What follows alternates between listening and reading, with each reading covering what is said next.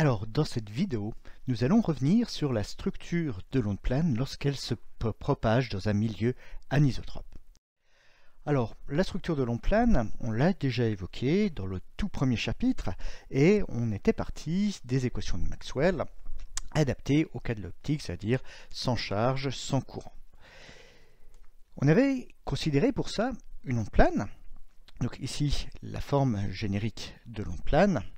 Et ce qui est intéressant avec l'onde plane, ce qu'on avait pu constater, c'est que les opérateurs différentiels, dans ce cas-là, ils sont extrêmement simples à réaliser.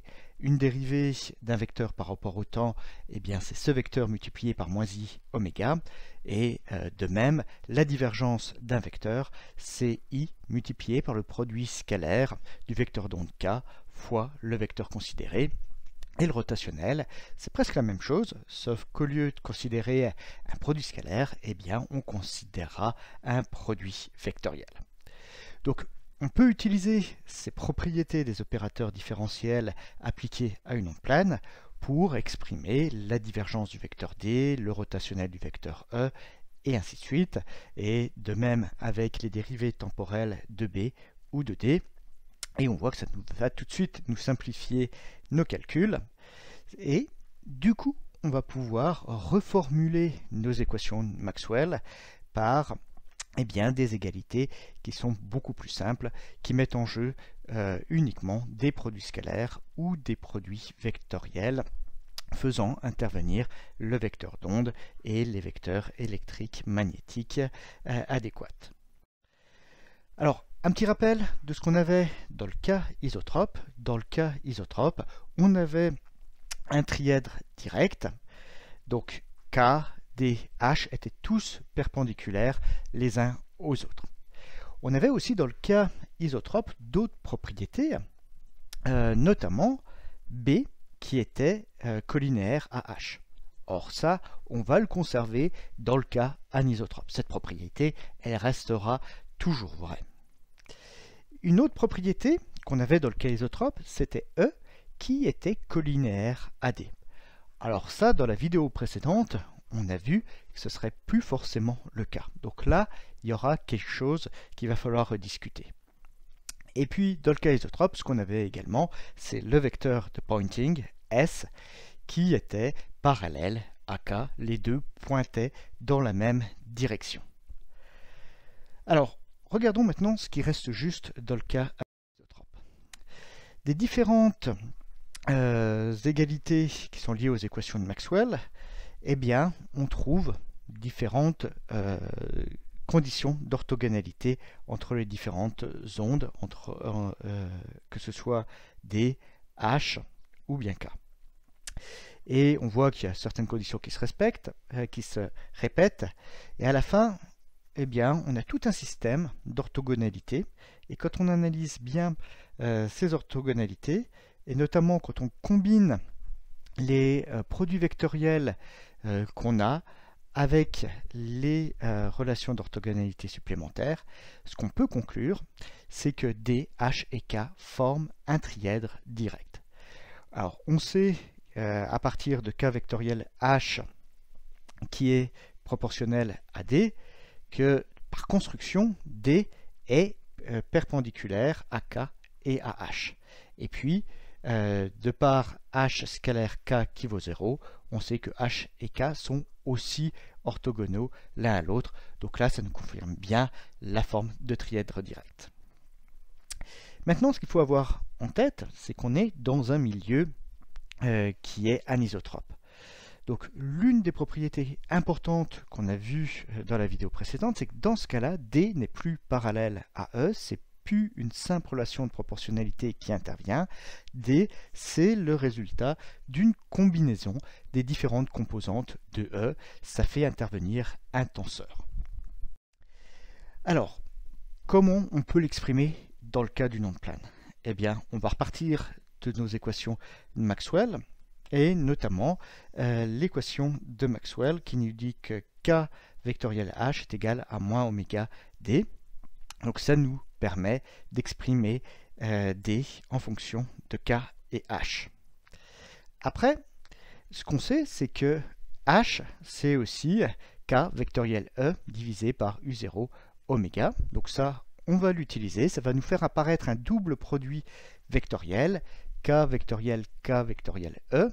Et si on fouille un petit peu dans les propriétés des doubles produits vectoriels, eh bien on sait transformer ce double produit vectoriel et il vaut moins K scalaire E multiplié par le vecteur K plus K scalaire K fois E.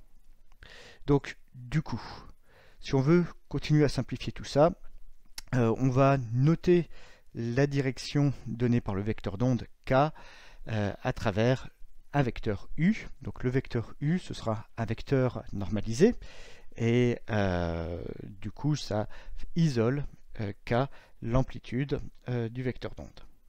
Et ce qu'on trouve, c'est que D, c'est égal à K carré divisé par mu0 oméga carré E moins U scalaire E fois U. Alors ici, c'est pas forcément nécessaire d'apprendre cette relation. Ce qui est intéressant, c'est de se rendre compte que déjà, là, on voit clairement que D n'est plus parallèle à E, parce qu'il y a ce terme qu'il faut ajouter. Mais ce qu'on voit aussi, c'est que D, de par la relation qu'on vient de trouver, eh bien, sera contenu dans le plan défini par le vecteur E et par le vecteur U. Autrement dit, on peut voir ça aussi comme E qui est contenu dans le plan qui contient D et U. Alors, dernier point qu'on peut discuter, c'est le cas du vecteur de Poynting dans un milieu anisotrope. Je vous rappelle la définition du vecteur de Poynting. S, c'est le produit vectoriel de E et de H. Ce qu'on sait, c'est que H est perpendiculaire à E, et que K vectoriel E vaut mu0 oméga H. Donc de tout ça, on peut en déduire que grand E, H et S forment un trièdre direct. Donc ce ne sera pas le même trièdre direct que D, H, K, parce que ici, le vecteur Poynting et K sont différents. Le vecteur Poynting, c'est-à-dire la direction donnée par la propagation de l'énergie, n'est plus égal dans un milieu anisotrope au vecteur d'onde K. Donc ça, c'est un grand changement par rapport à tout ce qu'on a utilisé dans l'optique isotrope. Ça, c'est quelque chose auquel on est beaucoup moins habitué.